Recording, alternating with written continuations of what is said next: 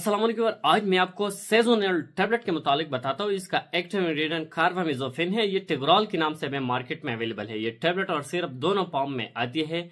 ये anti convulsion anti एफेलेप्टिक medicine है जो मैर्गी के रिलेटेड, पट्टों के रिलेटेड, हसाबी निजाम के रिलेटेड जो बीमारियां होती है इनको ठीक करने के लिए दिया जाता है।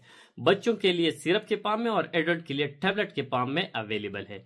ये मेडिसिन एक नेरो स्टेबलाइजर है। जब नेरो इम्पल्स स्लो हो जाती है तो मैर्गी की अटैक आती है, तो इन मसालों को ठीक करने के लिए, या शुगर के मरीज में जो डायबिटिक फेरेब्रल न्यूरोपैथी होती है, नेरो डैमेज होती है, तो इसकी वजह से हाथ पांव में जो पेन होती है, दर्द होती है, तो इन मसालों को ठीक करने के लिए भी इस मेडिसिन का इस्तेमाल किया जाता है। लेकिन स्पेशली नेरो के रिलेटेड जो मसाइल होते हैं इसका इस्तेमाल डॉक्टर कर सकते हैं। अगर इस टेबलेट की यूजेस को देखा जाए तो ये मेडिसिन एफिलेप्सी में इसका इस्तेमाल किया जाता है, कन्वल्सन में किया जाता है, मैर्गी में दिया जाता है।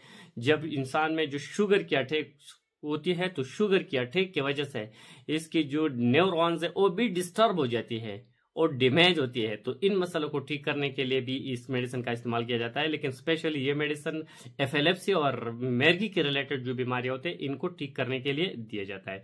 सीजर हो, जनरलाइज सीजर हो, इस मेडिसिन के इस्तेमाल से नेरो स्टेबलाइज हो जाती है। जो मैर्गी के अटैक है इसमें भी कमी आ सकती है। साथ ही ये मेडिसिन बाइपोलर डिसऑर्डर में भी दिया जाता है। जो बाइपोलर डिसऑर्डर है कि इसमें इंसान को घबराहट लगती है, मेंटल डिसऑर्डर है, तो इन मेंटल डिसऑर्डर में भी इस मेडिसिन को दिया जाता है।